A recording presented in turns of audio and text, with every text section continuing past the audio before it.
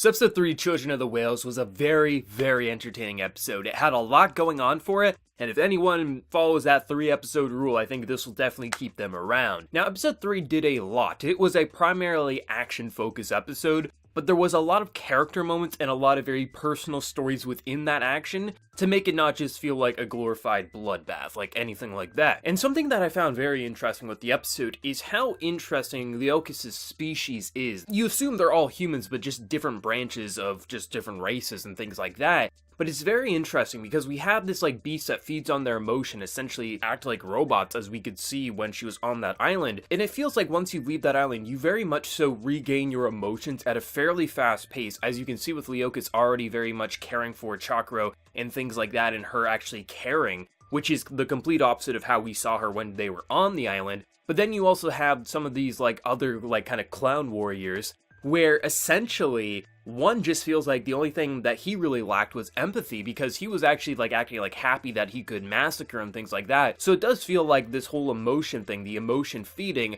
it acts differently per person, where some are going to go completely emotionless, like say Leokas when she was on that island, the floating island, but at the same time it feels like some of them don't lose everything. It feels like some of them just are a little sick and twisted and they still keep some of their sick desires, it's just they can't care for others. So it's very interesting to see how the emotion feeding reflects different characters differently, and how that relates into some crazy psychopathic murderers. And it's just very interesting to see how different it works on people, but also how fast you can regain your emotions, as seen by our main female, Leokas. But overall, I thought this was a very good episode. I can easily say that Oni is probably my favorite character in the show right now. I think he's a very interesting character because this whale island is essentially a very peaceful island. Obviously, they're not allowed to use their abilities against other humans, they are against torture and things like that, so this is a very peaceful island. So you can understand when this giant massacre starts how they're not trying to fight back with violence, because that's how their way of life is. It's peace. If you literally lived your entire life through peace and not violence,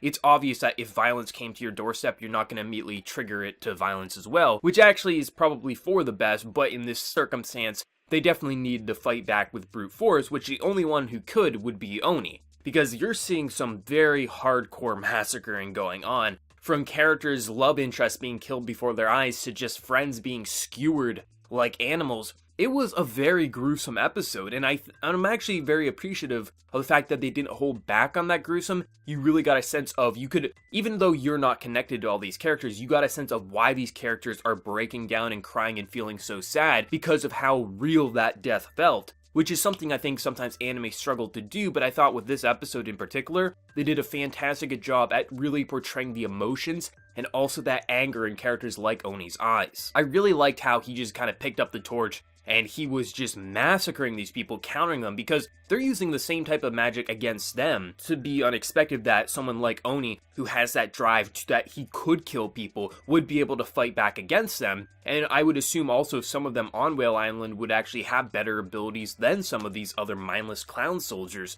So I thought it was really interesting how he was just kicking ass and taking names, but then it was also kind of like they were unexpected, like these are supposed to be peaceful people, so they're probably a little shook as well that they were able to fight back, or at least one person was. But I just think Oni is a very interesting character. He starts out as being someone kind of locked away because he's breaking the rules, so it makes sense that he would be the one who would fight back because he's the one who's always breaking Whale Island's rules. So of course, if someone was going to pick up the torch and start killing the invaders, it makes sense how it would be him. And in 3 episodes, you got a sense of who he was as a character, and I think it's only ever going to get better as the show goes on. But Chakro himself, I thought they really portrayed Sammy's death very well, because I thought this would be something that'd be brushed aside this episode, like, okay, he's sad and he's gonna run away or something like that, maybe he'll fight, but they really hammered home in this episode how painful that is for him, and how he's just trying to carry her body away and protect her, and then ultimately when he's about to get killed, he fights back himself in self-defense. And I really liked how they portrayed that death, because Sammy could have easily been this disposable character, oh, she's gonna be the love interest for Chakro, and then she dies, and then he's gonna immediately fall in love with Leokas, or something like that. But instead, they went the route of really hammering home, no, this isn't someone that, Chakro's just gonna forget about. This is painful, this is still in the moment, and these wounds haven't had time to heal, and these people are just trying to rub salt in his wounds. So I liked how they portrayed her death, and really all the deaths in this episode for the most part, when you had another character reacting to it. But Chakro's kind of like brokenness, and then also him trying to protect the kids coming towards him, they really hammered home that sadness and despair, and I loved it. And then when you have the Ryoka stuff as well, and you get to learn even more about her and where she's coming from, essentially that she's the sister of this general who's literally willing to sacrifice her into being this kind of puppet in this sacrifice to see what's going to happen, regaining her emotions in this Felena and all of these other types of things. It's very interesting just how fast her emotions are coming back, also just how much she's already caring for Chakra,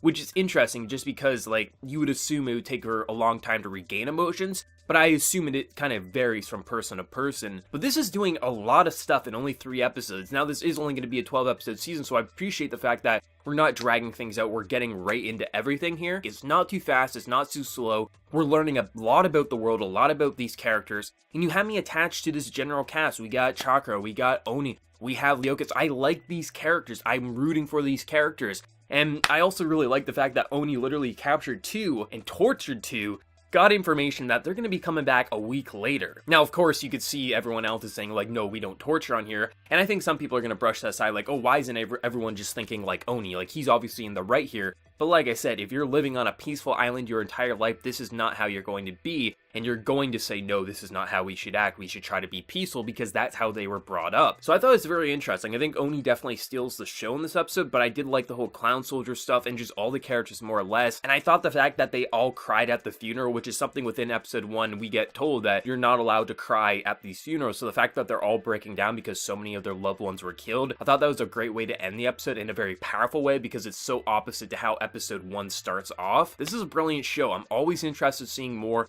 The art design continues to be on point. Some of those backgrounds, the amount of colors and details in just the bricks is astounding. I can't wait to see where episode 4 is going to go, but let me know your thoughts. What are you thinking of this? And are you like me, Oni is your favorite character of the show, or are you liking a different character more? Let me know your thoughts. And before you leave, smack that like button to show your support. If you're new to the channel, be sure to subscribe. So until next time, everyone, please take care and have a good one.